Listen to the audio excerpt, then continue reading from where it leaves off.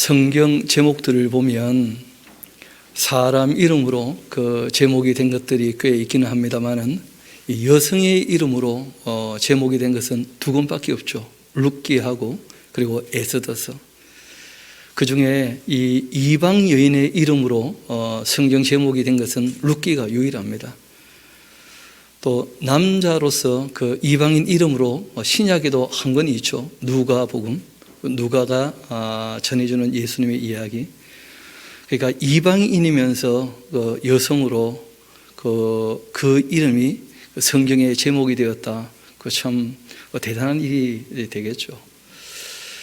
그렇다고 해서 룻이 기록했느냐? 그렇지는 않습니다. 실제로 룻기를 기록한 이가 누군지는 잘 알지 못합니다. 그런데 그 제일 마지막에 보면 다윗까지 해서 이름이 끝난 것을 보면 다윗 이후에 기록된 것은 확실한데 솔로몬 이름으로 이어지지 않은 거 보면 다윗 당대에 기록되었을 가능성이 제일 큽니다. 그러니까 실제로 이 룻기라고 하는 이 기록이 기록된 이유 중에 하나는 뭐냐면 다윗이란 인물을 소개하고자 하는 것이 그 의도가 아니었는가, 그렇게 보는 것이죠.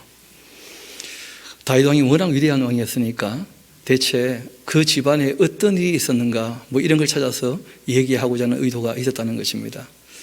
그런데 그런 것은 그 역사가 사람의 의도였을 것이고 성령께서 감동하신 이유는 따로 있다고 봅니다. 이 사다 시대, 그 어두운 시대에 정말 레위 산업의 첩사건을 통하여 우리가 기브아가 얼마나 타락하고 악했는지 알지 않습니까? 소돔과 고모라만큼. 그런 악한 이 시대에 하나님께서 여전히 은혜와 긍휼과 자비를 그리고 오래 참으심을 보이는 이유가 어디 있겠는가? 바로 이렇게 나오미처럼 깨닫고 돌아오는 사람, 그 개선의 여지가 있다는 것이죠.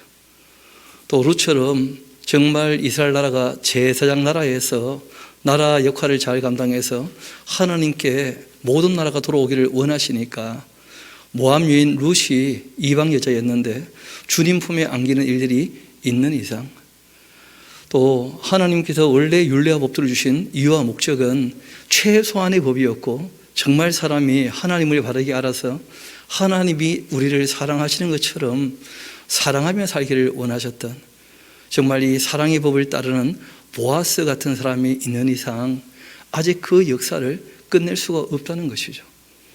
그래서 이 사사기 이후에 룻기로 해서 이 사무엘 상소로 그 역사가 이어져 가는 것입니다. 그 어떤 면에서 이 보아스는 하나님을 참 많이 닮아 있는 사람이고, 그리고 이 보아스가 한 일이 뭐냐 하면 정말 의지할 곳이 없는 그 나오미와 룻에게 기업을 물을 자가 된 것이죠. 그래서 이 보아스를 보면 그 예수님의 그 모습이 좀 오버랩 된다는 것 아니겠습니까? 그래서 우리가 좀 전에 찬양도 불렀었는데 우리 예수님께서 우리에게 뭐가 되신다는 거예요? 영원하신 기업. 우리가 의지할 곳 없을 때 우리의 기업 물을 자가 되시고 우리의 기업을 이어주시는 분 아닌가, 또 그렇게 얘기하기도 합니다. 잘 아시는 것처럼 우리가 성경을 대할 때에 그 성경에 계시되어 있는 그 하나님의 모습, 그 창세기를 보면 천지 만물을 창조하신 그 창조의 주인 되신다. 하나님은 주인이시다. 그런데 죄를 지으면 하나님과 관계가 어떻게 됩니까? 깨어지게 될 것이고, 개선의 여지가 없이 죄악이 관영하게 되면 하나님께서는 심판하시는 심판주가 되신다. 또 아브라함, 이삭, 야곱, 요셉 같은 사람들과는 함께 사귀시면서 친구 되신다. 그런 것을 우리에게 계시해 주고 있죠. 또 출애굽기를 보면 하나님께서는 정말 사람들에게 해방케 하셔서 자유를 주시는 분이시다. 해방주가 되시고 구세주가 되시고 자유를 주시는 분이시다. 그리고 레위기 같은 내용들을 보면 하나님께서 우리 인간을 참으로 인격적으로 대하셔서 약속을 하시는 분이시다. 그리고 그 내용을 읽어보면서 우리 하나님께서 우리 사람들이 어떻게 살기를 원하시는지 하나님의 그 마음이 좀 드러나 있는 것이죠. 또 이 땅에 인간이 살아갈 때 하나님께서 사람으로 지으셨기 때문에 그 사람이 태어나면 자라면서 성장해야 되죠. 그래서 민수기를 보면 훈련케 하시는 그 하나님의 모습이 나옵니다. 그리고 훈련하실 때 하나님께서 늘 구름 기둥 불 기둥으로 그들과 함께 하시면서 그들을 지키고 보호해 주시는 그런 모습을 우리에게 보여주시면서 그 하나님 지금도 여전히 우리와 함께 하시는 줄 믿습니다. 그래서 우리가 이 땅에 살아갈 때 여간 어려운 일을 당해도 늘 함께 하시면서 감당하지 못하는 시험은 허락지도 않으시고 시험 당할 때 피할 길도 내시고 또 그렇게 우리를 인도해 주시는 것이죠. 그리고 그 하나님께서는 신명기를 보면 말씀하신다는 거예요. 역사를 가르치시고 율례와 법도를 또다시 가르치시고 그리고 하나님 하신 일들을 잊지 않도록 늘 기억하도록 또 부탁도 하시고 하나님께서는 말씀하시는 분이라는 거예요. 그래서 우리가 오경 전체를 토라, 그 말씀이라 그렇게 표현하기도 하죠. 그리고 그 하나님께서는 여호수아들을 통해서 아브라함과 맺은 약속을 어떻게 이루시는가, 약속하시면 성취하시는 분이시다, 이런 것을 명확히 보여주십니다. 또 사사기를 보게 되면 하나님이 왕이시라는 거예요.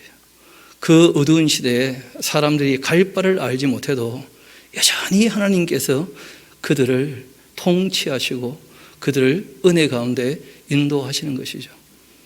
그리고 이제 오늘 그 룻기를 보니까 기업 물을 자가 되시는, 우리 인생이 어찌할 바를 모를 때 사랑으로 모든 것을 책임져 주시는 그런 하나님의 사랑의 모습을 보여주고도 계십니다.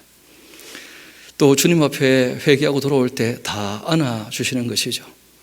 그래서 그 엘리멜렉과 그 나오미가 그 아들과 함께 도망갔다가 징계로 말미암아 깨닫지 못했던 엘리멜렉 말론 기련은 다 죽게 되었고, 그리고 이제 나오미는 깨닫고 이제 돌아오게 되었는데, 우리 3장 이어서 같이 보도록 합시다.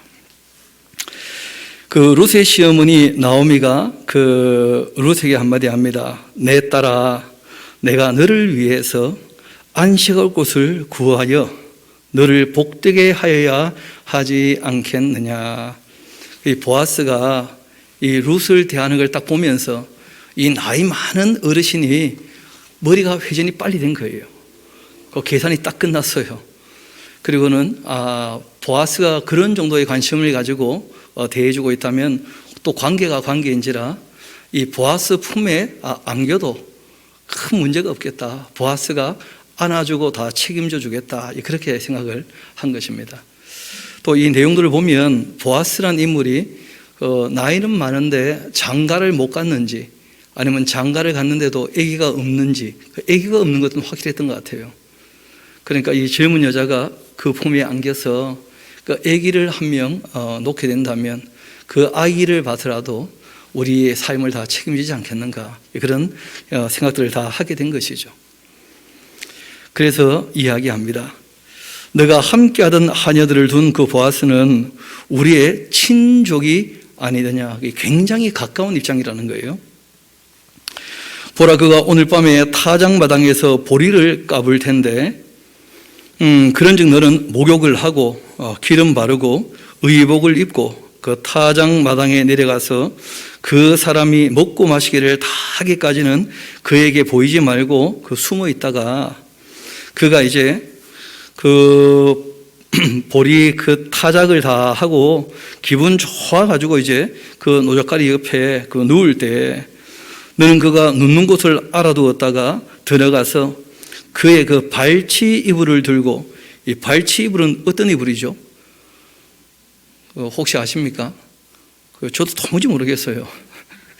이 번역이 그 앞뒤 말이 조금 바뀌었는데 이불의 그 발치, 이불 끝을 조용히 들고 이제 들어가라, 뭐 그런 것입니다.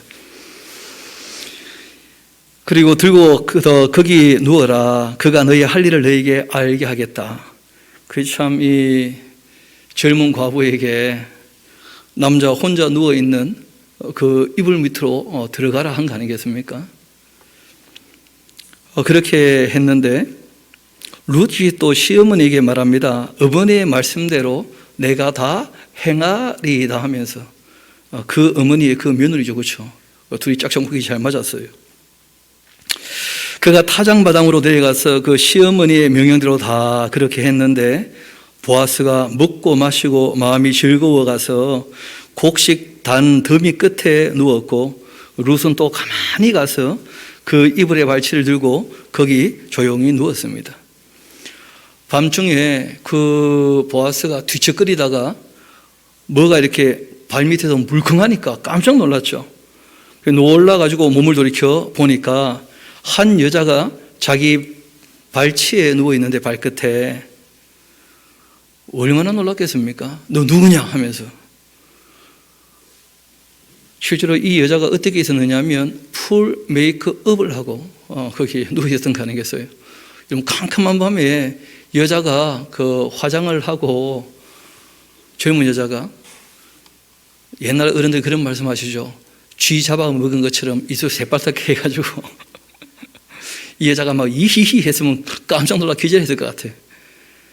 지금 그런 이제 정말 놀라는 그런 장면인데 너 누구냐 하면서 근데 이 룻이 대답을 합니다. 나는 당신의 여종 루시온이 당신의 옷자락을 펴서 당신의 여종을 덮어 주십시오. 아주 그 의사 표현을 확실하게 한 거예요. 여자가. 이유가 있습니다. 당신이 기업을 물을 자가 되기 때문입니다. 그러니까 굉장히 가까운 뭐라는 거예요? 친족이라는 거예요. 친족. 그래서 우리가 그 아침에 잠깐 뭐 말씀을 드리기는 했습니다만은 우리 역대상 2장 같이 한가 봅시다. 역대기상 2장.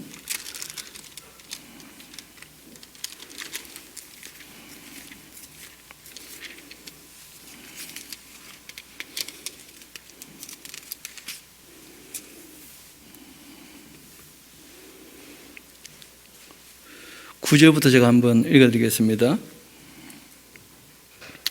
이 헤스로는 그 낳은 아들 여라무엘과 람과 굴루베가 있었고 이 람이 암미나답을 낳았고 암미나답은 나손을 낳았는데 그 나손은 유다 자손의 방백이었다 그렇게 되어 있죠.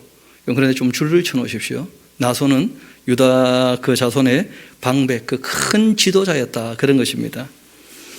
그리고 나손은 이 살마를 낳았는데 이 살마가 그 우리가 알고 있는 그 살몬입니다. 살몬. 그 이름은 같은 이름인데 발음이 조금 달라지게 된 거죠. 시간이 많이 흐르면서. 그리고 이 살몬이 누구를 낳았다는 거예요? 보아스를 낳았다는 거예요. 그러니까 이 엘리멜렉하고 보아스의 그 관계가 굉장히 가까운 관계일 수밖에 없는데 문제는 엘리멜렉이라는 사람은 룻기 이외에는 또 이름이 나오지 않아요. 나오미도 룻기 이외에는 이름이 나오지 않습니다. 그래서 우리가 그냥 추정해 볼 수밖에 없는 것이죠. 굉장히 가까운 관계라고 한다면 그 말씀드린 것처럼 그 기업 물을 자가 되어져서 그 책임을 져야 될 입장이라면 그 사촌 이내가 되는 것이거든요. 그래서 이 보아스와 그리고 이 엘리멜렉이 다 살몬의 아이가 아니겠는가 뭐 그렇게 볼 수도 있는 것이고 아니면 그 나손의 그 이복 형제가 될 수 있다는 거예요. 살몬하고 그 엘리멜렉하고 그러면 또 삼촌이 되어지니까 큰 문제가 또 없는 것이죠. 기업 물는 데 있어서. 그래서 이 살몬이 보아스를 그리고 보아스가 오벳이 이제 2세를 하고 이제 이렇게 이어지는데 그 나손이라는 사람에게만 조금 그 이야기가 더 있었던 겁니다. 유다의 부하가 되었다고요. 방백 그 큰 지도자였다. 그런 내용이죠. 우리 다시 이제 본문으로 돌아오도록 합시다. 그래서 성경에는 다 상세히 얘기하고 있지는 않지만 그 엘리멜렉하고 보아스하고는 꽤 가까운 관계다 하는 것은 뭐 끊임없이 그 기업 물을 자로 그렇게 얘기되면서 나오고 있습니다. 10절 이어봅시다. 3장 10절 그가 이르되 내 딸아 여호와께서 너에게 복 주시기를 원하노라. 내가 가난하건 부자건 젊은 자를 따르지 아니했으니까 너가 베푼 인애가 참보다 나중이 더하도다. 그 보아스 입장에서는 다른 것이 문제가 아니고 내가 나이가 많고 너는 아직 젊은 여인인데 나를 너가 찾아와 준 것만 해도 너무 고맙다. 이제 이렇게 표현을 한 거예요. 그러니까 이것이 무슨 신들렐라 이야기처럼 이 룻이 부자를 잡아가지고 인생 역전했다 그런 얘기를 하고자 하는 것이 아니거든요, 전혀. 왜냐하면 뒤에 이제 또 보면 알 것이고 잘 아시는 것처럼 이 보아스의 그 자손들 오벳 2세 때만 해도 그렇게 큰 유력한 집안은 또 아니었습니다. 그렇지 않습니까?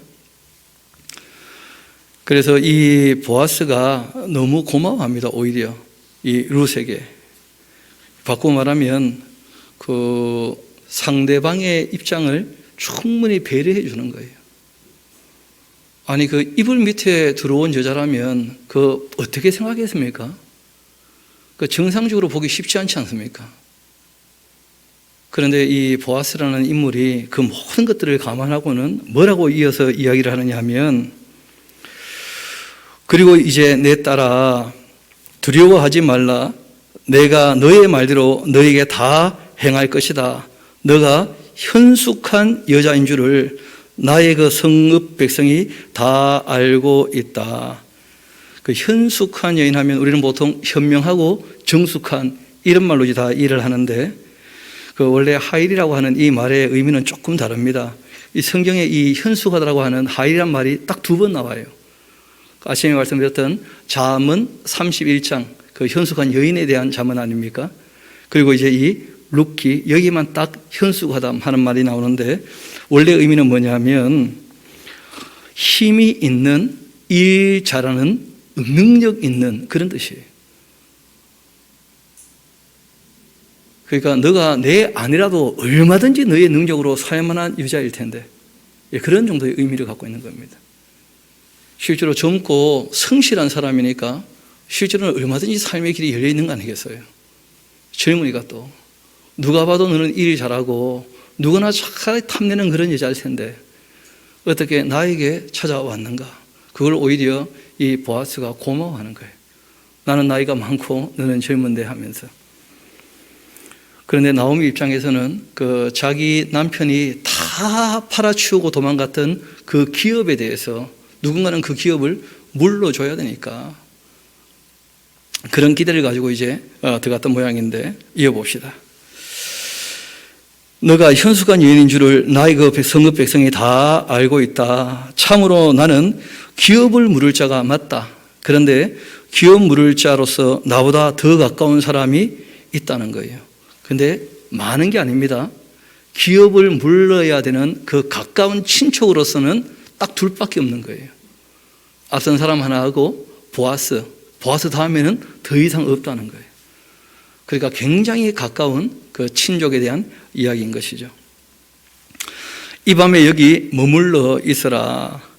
아침에 그가 기업 물을 자의 그 책임을 너에게 이행하려 하면 좋겠지만은 그가 그 기업 물을 자의 그 책임을 행할 것이니라. 만일 그가 기업 물을 자의 책임을 내게 이행하지를 기뻐하지 아니하면 여호와께서 살아계심을 두고 맹세하노니 내가 기업 물을 자의 책임을 너희에게 이행하겠다. 그렇게 얘기를 한 겁니다. 그러니까 내가 반드시 뭘 하겠다는 거예요? 책임을 지겠다. 그런 얘기를 해요. 그러니까 참 이 여자를 부끄럽게 대하지 않고, 그리고 자신이 책임을 지겠다. 이 책임지는 것이 사랑한다는 표현이죠.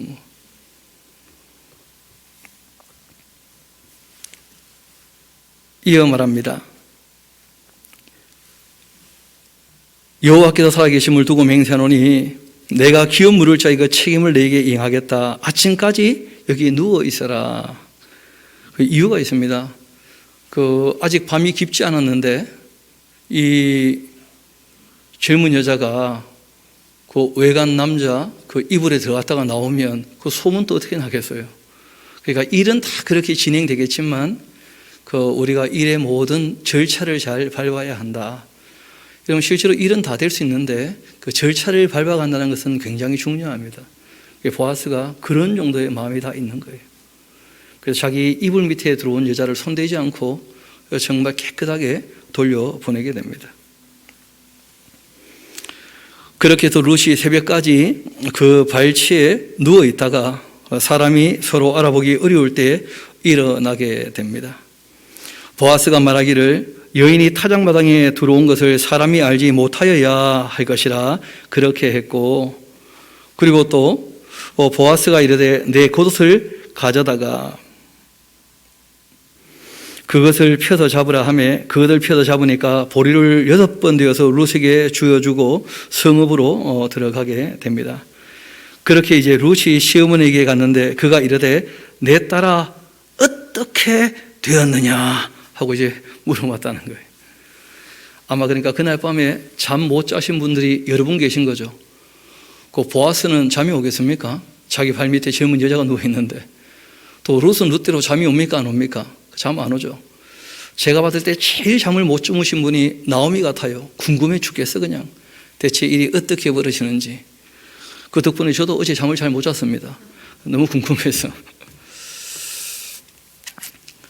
그러면서 이제 이 룻이 오니까 그 밑에 보면 다른 번역도 하나 더 있죠, 그렇죠? 그거 보면 일이 어떻게 되었느냐 하는데 너는 누구냐 이렇게 번역도 할 수 있다는 거예요. 그러니까 아직 그 해 뜨기 전이니까 대체 너 누구냐?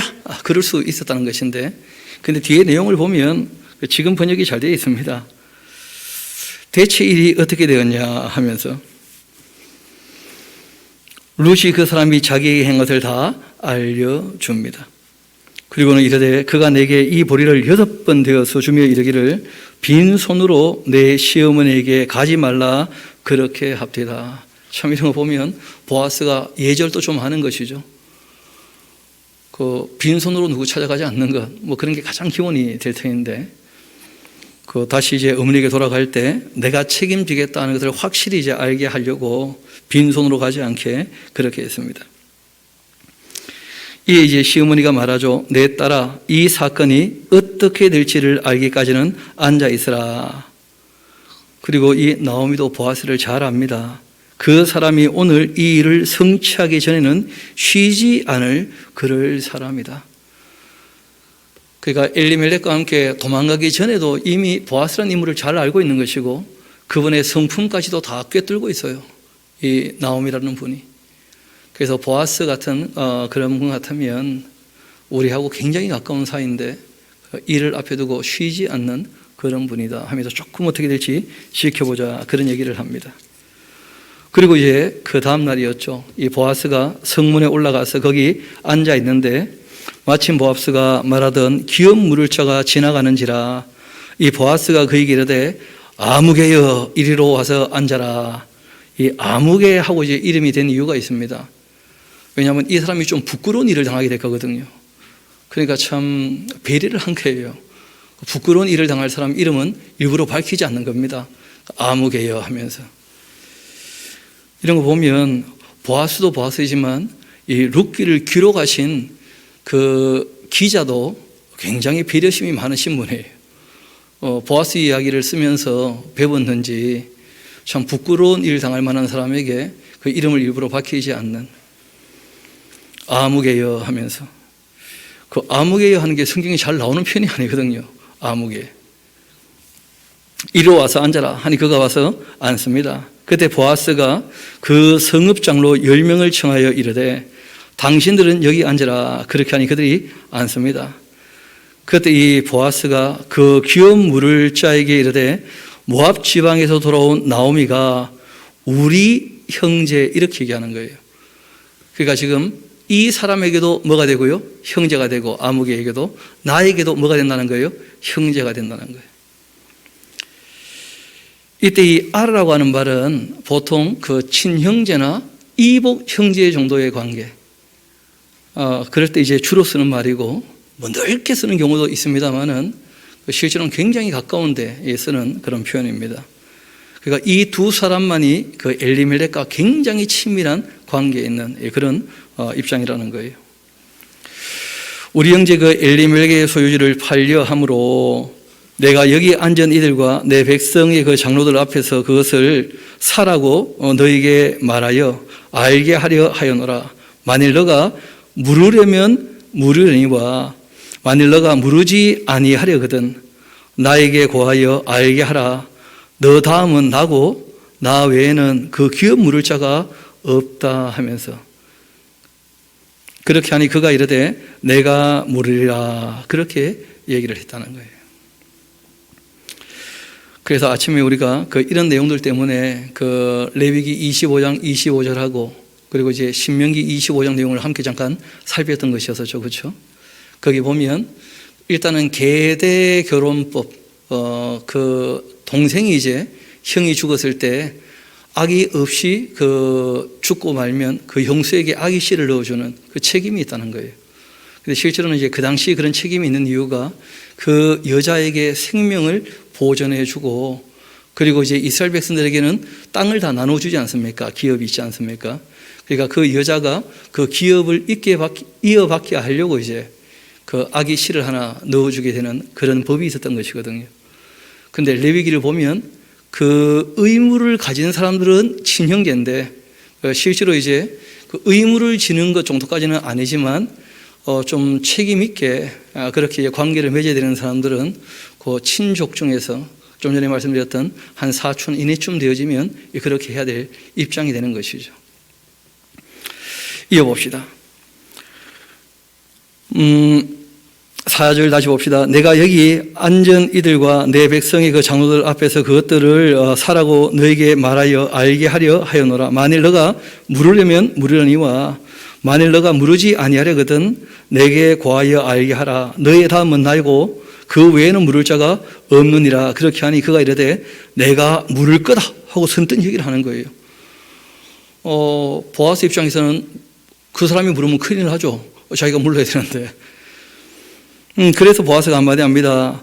너가 나오미의 손에서 그 밭을 사는 날에 곧 죽은 자의 그 아내 모하미인 룻에게서 사서 그 죽은 자의 기업을 그의 이름으로 세워야 할지니라. 그렇게 얘기를 합니다. 그러니까 이 엘리멜렉의 그 땅은 실제로 이제 아들이 둘이었으니까 말론과 기론에게 또 나누어지지 않겠습니까? 그렇죠?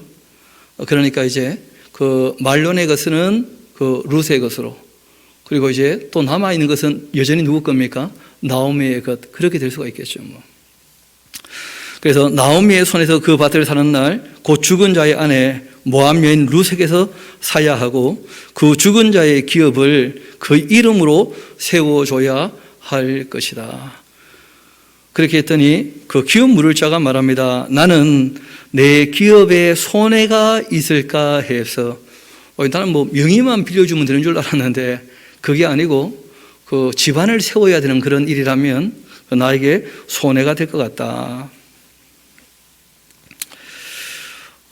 그렇게 해서 나를 위하여 물으지 못하노니 내가 물을 것은 너가 물러라. 나는 물으지 못하겠노라 하고 이제 물러서게 됩니다. 어떤 분이 룻기를 좀 근성으로 읽었는지 룻기에는 다 착한 사람만 나온다는 거예요. 나쁜 사람 별로 안 보인다는 거라. 내가 보니까 처음부터 나쁜 놈 나오던데 엘리멜렉 도망가던데 보니까 그러니까 사사시대가 그렇게 암울하고 어두운 시대인데 우상 숭배하는 모습도 안 보이고 사람은 하나같이 다 착하고 이런 식으로 이제 얘기를 하던데 조금 우리가 들여다보면 그렇지 않습니다. 그러니까 기업 물을 사람 중에 그 앞선 사람은 조금은 이기적인 사람이에요. 나에게 손해가 될까봐 내가 못하겠다. 명의 정도로 내가 빌려줄 수 있는데 손해가 된다면 안 되는 거다. 그렇게 얘기를 하는 것이죠. 그리고 또 동네 사람들 보니까 나오미가 돌아왔을 때 어떻게 했다는 거예요? 떠들면서 굉장히 사람 무한 주면서 큰 소리로 한마디 했던 거 아닙니까? 그러니까 우리가 이 룻기가 원래 하고자 하는 말씀을 벗어나게 되어지면 그러면 자꾸 엉뚱한 얘기를 하게 되어지는 거예요. 그래서 다시 말씀드렸는데 이 룻기라고 기록되어 있지만 나오미 전 이렇게 오는 것이 훨씬 더 이해가 좀 쉬울 겁니다. 다시 한번 본문으로 돌아옵시다. 옛적 그 이스라엘 중에는 모든 것을 무르거나 교환하는 일을 확장하기 위해 사람이 그 신을 벗어 그 이웃에게 주더니 이것이 그 이스라엘 중에 증명하는 전례가 되어서 내려오게 되었다. 그 신명기 25장에 있는 내용이죠. 이에 그 기업 물을 자가 보아스에게 이르되 내가 너를 위하여 사라 하고 그 신을 벗는지라. 이 보아스가 장로들과 모든 백성에게 한마디 합니다. 내가 이 엘리멜렉과 기럐과 말론에게 있던 모든 것을 나오미의 손에서 산 이래 너희가 오늘 증인이 되었고, 그리고 또 이 말론의 아내 모함인 룻을 사서, 여러분 눈에는 그런 게 좀 보일지 모르겠습니다만은 우리 한번 잠깐 1장으로 같이 가봅시다.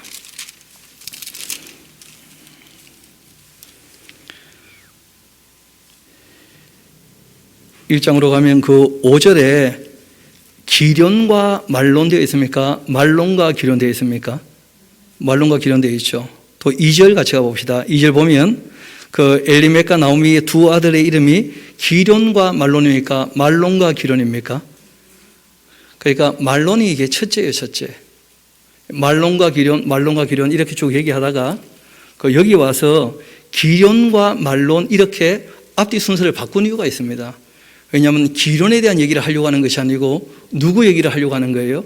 말론에 대한 이야기를 하면서 이 말론의 아내였던 그 룻 얘기를 이제 이어가려고 하기 때문에, 그래서 우리가 성경을 읽을 때 그 인명이 쭉 나올 때는 보통 나이 순서대로 인명을 보통 얘기합니다. 그런데 때로는 그 순서를 바꾸는 이유가 있는데 뒤에 나오는 이야기를 가지고 이제 그 이어가는 이야기를 이어갈 때 그때는 이제 그 중요한 사람을 일부러 뒤에 적는 거예요. 중요한 사람을. 그렇게 하면 이제 그 앞에 있는 사람들은 지나가는 사람이고 그 다음에 중요하게 어떤 이야기를 하고자 하는 사람을 뒤에 적어야 그 이름 나오고 바로 그 사람에 관계된 이야기를 하기 때문에 이 이름의 순서를 바꾸는 경우가 간혹 있게 됩니다. 그래서 여기서 계속 말론과 기럐 하다가 이 기럐과 말론 하면서 이제 말론 얘기를 하기 때문에 제가 굳이 이 얘기를 드리는 이유가 뭐냐 하면 이 룻이 그 아랫동서라고 사람들이 생각을 하는 것 같아요, 보니까. 그렇지 않습니다. 말론과 기럐 중에 말론의 아내였어요. 그 아침에도 잠깐 말씀드렸는데 그 영웅서사를 자꾸 얘기하면서 둘째가 전복하고 첫째를 이기는 것처럼 그런 얘기들이 성경에 꽤 있다는데, 여러분 성경에 너무 많은 얘기가 있습니다. 그런 얘기가 있는 것이 아니고 장자였던 아브라함은 처음부터 끝까지 잘했고, 그리고 사무엘도 당연히 장자 아니겠습니까? 그리고 무엇보다 예수님이 어떻습니까? 장자 아니에요. 그래서 성경에 너무 다양한 얘기가 있는데 어떤 부분적인 얘기로 이렇게 그 이야기를 접목시켜 가지고 해석을 하면 이상한 해석들이 자꾸 나오기 때문에 일부러 그렇게 좀 말씀을 드립니다. 그래서 이 룻은 그 아랫동서가 아니고 윗동서였다. 다시 한번 봅시다.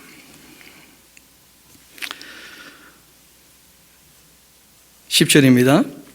또 이 말론의 아내 모함 여인 룻을 사서 나의 아내로 맞이하고 그 죽은 자의 기업을 그 이름으로 세워 그 이름이 그 형제 중과 그곳 성문에서 끊어지지 아니하게 하매 너희가 오늘 증인이 되었느니라 하면서 이 보아스가 모든 걸 책임지기로 합니다. 그때 이제 성문에 있는 모든 백성과 장로들이 말하죠.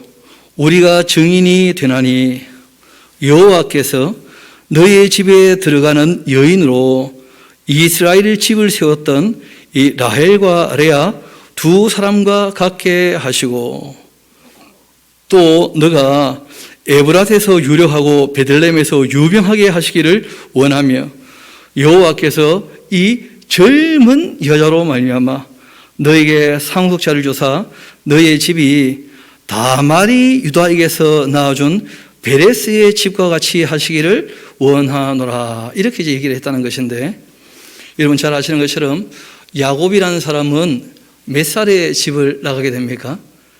그 형을 마흔에 한번 속이고 70쯤 되었을 때 그 아버지의 축복 기도를 형에게 축복하겠다고 했는데 자기가 가로채고는 형한테 맞아 죽을까봐 도망갔지 않습니까?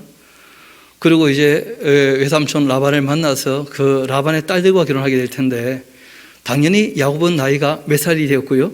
70이 넘었고 그리고 자기 이제 그 사촌 여동생들은 나이가 이 야곱보다는 많이 어렸을 거라고 보는 거예요. 그러니까 아주 나이가 많았는데 그 젊은 여자와 결혼했다. 뭐 그런 것이죠. 지금 보아스하고 누구 관계 비슷합니까? 룻하고. 게다가 잘 아시는 것처럼 그 결혼할 때 결혼이 정상적이었습니까? 쏘가 결혼했습니까? 그 원래는 라헬하고 결혼하고 싶어가지고 7년을 며칠처럼 여기면서 일을 했는데 일어나고 결혼할 때 이제 캄캄해서 아무것도 몰랐는데 다음날 나오는 거 보니까 라헬이 나와요? 레아가 나와요? 레아가. 그러니까 실제로는 그 결혼이 엉망이었다는 거예요. 정상적이지 못했고 원래는 한 명의 부인을 얻기를 원했는데 이 레아하고 라헬하고 또 악인 악희 막 시업하듯이 그렇게 하니까 이 빌라 실바를 얻어가지고 또 부인이 결국 몇 명이 됩니까?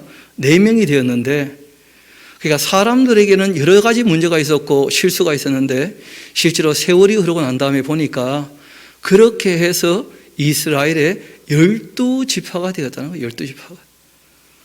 우리가 뭐 이런저런 실수를 하고 살아갈 수밖에 없는 약한 인간들 아닙니까? 그런데 시간 지나고 난 다음에 돌이켜보면 꼭 그렇지만 않을 수 있다는 거예요. 합력하여 선을 이룬다 뭐 그런 것이 있는데 또 마찬가지죠. 여러분 유다라는 사람이 그 아들 셋이 있었지 않습니까?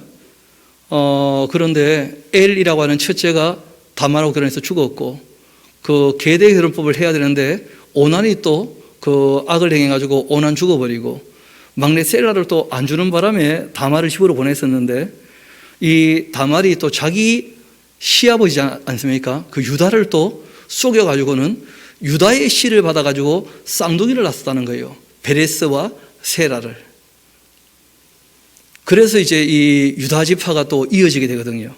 셀라가 있지만 실제로는 이 셀라로 이어지지 않고 엘 오난 셀라가 있었는데 셀라로 유다 지파의 큰 흐름이 흘러가지 않고 실제로는 이 며느리에게서 태어나게 되었던 베레스로 말미암아 큰 흐름이 흘러가게 되거든요. 뭐 큰 흐름이라는 게 딴 게 아니고 뭐 반개가 쫙 이어지지만 역사에 흔적이 남고 이름이 남을 만한 사람들은 이 베레스로 해가지고 이제 다윗이 태어나게 되는 것이니까. 그러니까 거기도 보면 정상적인 결혼 관계도 아니었고 그리고 또 나이 많은 사람과 누가 결혼한 겁니까? 젊은 여자가. 그런 것처럼 지금 보아서도 정상적인 혼인이 아니라는 거예요. 왜냐하면 그 대상되는 부인이 어떤 여자입니까? 과부이기도 하고 이방 여인이기도 하고. 그런데 역사를 보니까 사람 사는 세상에 별별 일이 다 있는 거예요. 그러니까 뭐 말 그대로 이해해 줄 만한 일들은 얼마든지 이해할 수 있다는 거예요. 그 베들레헴 사람들이 참 고맙게 그런 이 모든 관계를 다 어떻게 해주는 겁니까? 이해를 해 주는 거죠. 평소에 워낙 보아스가 착하게 구니까 보아스가 그런 결정을 내렸다면 그럴만 했을 것이다 하고 다 뭐 인정을 해 주는 그런 분위기예요. 모르겠습니다만은 요즘 배구계가 좀 시끄럽지 않습니까? 전혀 모르십니까? 뉴스를 안 보시는가? 그 학원 폭력 사태 때문에 그 배구가 꽤 좀 시끄러운데 그런데 문제는 우리나라에서 배구를 제일 잘하고 세계에서 배구를 제일 잘하는 김연경이라는 선수 있지 않습니까? 그런데 이런저런 일들이 다 지나가면서 김연경 씨 별명이 하나 생겼죠. 갓연경이라고. 그러면서 사람이 착해 보이고 다 인정을 받으니까 뭘 해도 다 괜찮은 것처럼 좀 더 지나봐라 김연경이 옳다 하면서 뭐 배구협회도 이제 곧 김연경이 큰 그림 그리고 있으니까 무너질 거다 뭐 이런 식으로 사람들이 얘기할 만큼 그 사람이 정말 사랑을 받으면 그 모든 것이 인정이 되는 것처럼 그 보아스가 정상적이지 않은 어떻게 보면 그 과부와 이방 여인인데 그리고 나이 차도 굉장히 많이 나지 않습니까? 젊은 여자와 내가 지금 결혼하는 것이다 그렇게 얘기하면서 사람들이 놀리듯이 그렇게 복을 빌어준 거예요. 이전에 역사 가운데 그런 결혼식이 있었다는 거예요. 몇 번. 야곱의 결혼이 그러했고, 그리고 이 유다의 그 며느리와의 결혼이 그러했다는 거예요. 그렇게 다말이 유다에게서 낳아준 베레스의 지가 같이 그렇게 해 주시기를 원하노라. 그때는 참 눈물겨운, 가슴 아픈, 괴로운 그런 일이었지만 시간이 지나면서 이 모든 상처가 아물면서 은혜가 되었던, 이에 보아스가 룻을 맞이하여 아내로 삼고 또 그에게로 들어갔는데 여호와께서 그에게 임신하게 하심으로 그가 아들을 낳았고, 여인들이 나오미에게 이야기를 합니다. 그러니까 룻의 이야기가 쭉 지내오다가 실제로 이제 누구 이야기로 끝나는 거예요? 나오미 이야기로. 나오미에게 이르되 찬송할지로다. 여호와께서 오늘 너에게 기업 물을 자가 없게 하지 아니하셨다. 기업 물을 자 있게 하셨다는 거죠. 뭐. 이 아이의 이름이 이스라엘 중에 유명하게 되기를 원하노라. 이는 너의 생명의 회복자이며 또 너의 노년의 복량자이기도 하다. 곧 너를 사랑하며 7 아들보다 귀한 너의 며느리가 낳은 자로다. 그렇게 했고, 나오미가 아기를 받아서 품에 품고 그의 양육자가 되었습니다. 그 이웃년들이 그에게 이름을 지어 주되 나오미에게 아들이 태어났다. 그렇게 하면서 그 이름을 오벳이라 그렇게 이름을 지었습니다. 여러분, 이 오벳이란 말이 아바드란 말에서 온 말인데 예배하는 사람, 그런 뜻이에요. 오벳, 경건한 사람, 하나님을 경외하는 사람, 뭐 그런 뜻이죠. 그렇게 이름을 오벳이라 그렇게 지었습니다. 그는 다윗의 아버지인 그 이새를 놓게 되었는데, 그 이새라는 이름도 그 신앙의 이름이죠. 그 이새라는 이름의 뜻이 뭐냐면 여호와께서는 살아 계신다. 그러니까 이방 여인이었지만 룻이라는 여자가 정말 하나님을 사랑하는 마음이 있었던 모양이에요. 그래서 정말 하나님께 예배하는, 그리고 그 다음에 또 아기가 태어나게 될 때 그 이름이 하나님은 살아 계신다. 그리고 그 다음에 태어난 아이가 누굽니까? 다윗, 그 사랑받는 자죠. 이어봅시다. 그렇게 그 오벳이라 했는데 그는 다윗의 아버지인 이새의 아버지였다.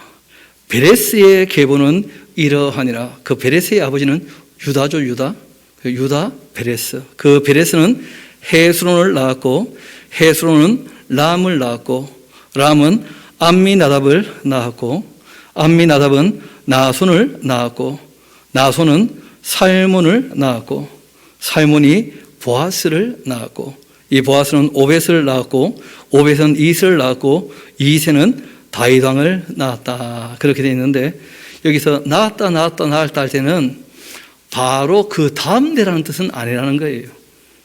아침에도 말씀드렸던 것처럼 그 기간에 비해서 그 인원수가 너무 적어요. 그러니까 아브라함부터 시작해서 이 다윗 때까지가 1000년 기간이거든요. 1000년. 그 1000년 동안인데 12, 13대밖에 안 되니까 그 대수가 너무 적은 거예요.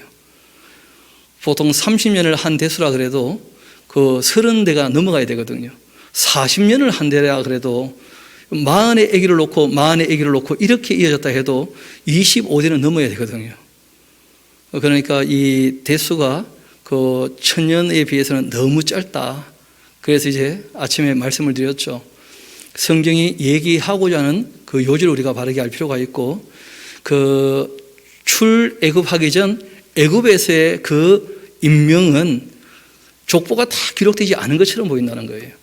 왜냐하면 역사가 노예의 역사였으니까. 또 사사시대 그 360년도 마찬가지죠.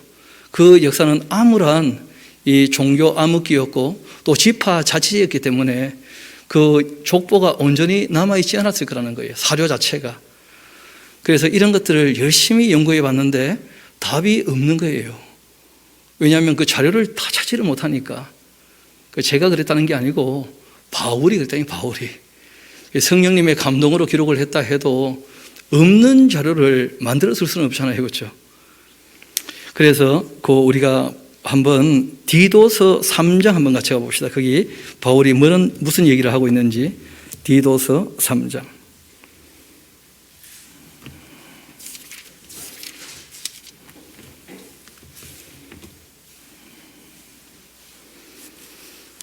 거기 보면 그 9절에 이런 얘기를 합니다. 디도서 3장 9절. 그 8절부터 봅시다. 8절부터. 이 말이 미쁘도다. 원컨대 너는 이 여러 것에 대하여 굳세게 말하라. 이것은 하나님을 믿는 자들로 하여금 조심하면서 선한 일을 힘쓰게 하려고 하는 것이다. 이것이 아름다우며 사람들에게 유익한 것이다. 반면 어리석은 변론, 족보 이야기, 또 분쟁, 율법에 대한 이 다툼들, 이런 것은 어떻게 하라는 거예요?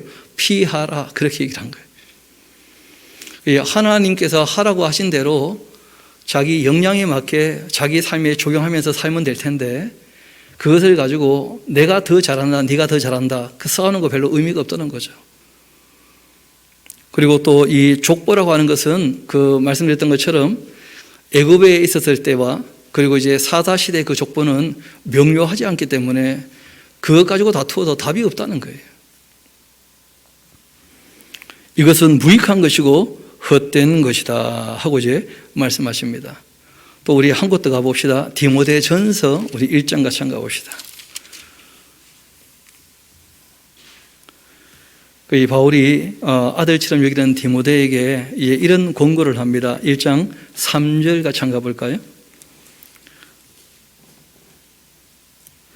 너는 마게도냐로 갈 때에 너를 권하여 에베소에 머물라 한 것은 어떤 사람을 명해서 다른 교훈을 가르치지 말게 하려고. 다른 교훈을 얘기하면 안 됩니다. 기록된 말씀을 바르게 가르쳐야 되는데, 그런데 기록된 말씀 안에서도 실제로 다뤄야 될 본문이 있다는 거예요. 신화라든지 끝없는 족보 이런 데는 몰두하지를 말라는 거예요. 그게 원래 얘기하고자 하는 본질이 아니기 때문에 사람 이름 외우는 게 이게 본질이 아니라는 거예요. 이런 것은 믿음 안에 있는 하나님의 경륜을 이름보다는 도리어 변론을 내는 것이다. 우리 5절 말씀 같이 한번 읽어봅시다. 시작. 이 교훈의 목적은 청결한 마음과 선한 양심과 거짓이 없는 믿음에서 나오는 사랑이거늘. 이것이 우리가 말씀을 읽고 듣고 배우는 아주 중요한 목적이 되는 것이죠. 문제는 사람들이 이에서 벗어나 자꾸 헛된 말에 빠진다는 거예요. 원래 얘기하고자 하는 그 말씀이 아닌 다른 것을 가지고 이제 문제를 자꾸 삼아서 문제가 되는 것인데, 그러나 율법은 사람이 그것을 적법하게만 쓰면 선한 것임을 우리가 알지 않는가 하고 말씀하십니다. 말씀을 마무리하도록 합시다. 다시 본문의 말씀으로 돌아오면 좋겠고, 그래서 우리가 성경을 읽을 때 그 읽는 방법도 쭉 여러 가지로 말씀을 드렸습니다만은 전체를 읽으면 좋겠고 순서에 따라 읽으면 좋겠고, 그리고 우리가 전체를 순서를 따라 읽을 때 그 세 가지 꼭 기억하셔야 된다는 말씀을 드렸죠. 그렇죠? 본문 자체를 좀 단시간에 다 읽는 것, 그리고 이 본문 말씀이 어떤 내용인지를 가르치는 것, 그러니까 내용도 파악돼야 되지만 의미가 또 이해가 돼야 되거든요. 실제로는 이제 그 말씀을 따라 살도록 하는 것 굉장히 중요하죠. 그렇죠? 그래서 권면하는 것도 말씀 우리가 읽고 듣고 배울 때 참 중요한 내용이 됩니다. 그래서 읽는 것과 권하는 것과 가르치는 것, 이것이 이제 성경을 대하는 중요한 자세가 되고 방법이 됩니다. 그리고 실제로 그 안에 있는 내용들은 무엇인가 이렇게 얘기를 할 때 몇 번 말씀드렸습니다만은 꼭 기억합시다. 그 관점이 달라야 되니까요. 제일 먼저는 하나님의 계시니까 하나님 어떤 분인지를 늘 염두에 두면서 읽어 나가야 되는 거예요. 하나님이 어떤 분이신가. 이 책을 통하여서 하나님께서 자신의 이 모습을 어떻게 우리에게 계시하고 계시는가. 그리고 그 하나님이 무엇을 하시는가. 그리고 무엇을 하셨는가. 그리고 또 앞으로 무엇을 하실까라고 말씀을 하시는가. 그런 걸 우리가 좀 볼 필요가 있죠. 그리고 난 다음에 그 하나님께서 우리에게 무엇 하기를 원하시는가. 이런 우리가 관점을 가지고 성경을 읽어나가면 별로 어렵지 않고 우리가 말씀을 그대로 우리 삶 가운데 적용해 나가면서 하나님의 뜻을 따라 살 수 있다는 거예요. 원래 성경이 기록된 그 원목적에 벗어나서 성경을 읽게 되어지면 그러면 다툼만 일어나고 혼란만 일어나고, 그래서 우리가 성경을 영적으로 해석해야 된다, 그런 얘기를 자꾸 하는데 그렇게 영 헷갈리게 만들면 안 되고, 성경은 우리에게 명확히 알아들을 수 있게 하나님께서 인격적으로 말씀하신 내용이기 때문에 이 말씀을 바르게 잘 읽어나가면 하나님을 더 바르게 알게 될 것이고, 또 하나님 하신 일과 하시는 일과 또 앞으로 하실 일도 다 말씀하셨으니까 우리가 미래에 대하여 길흉을 점치거나 헷갈려 할 필요 전혀 없다는 거예요.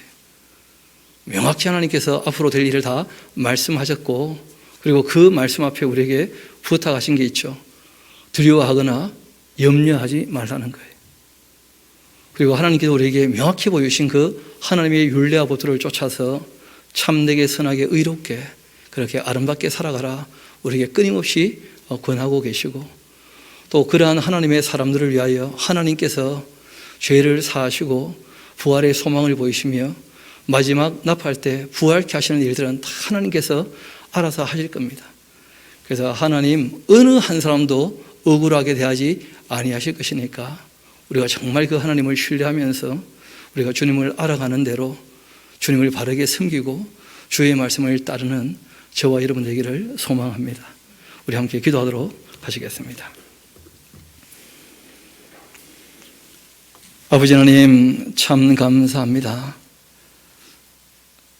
나오미와 그리고 이 룻이 의지할 때 없을 때 하나님께서 지혜를 허락하시고 보아스를 통하여 그 기업 불러주는 사람이 되게 하신 것처럼 주님께서 저희들에게도 영원한 주님의 나라를 기업으로 허락하시며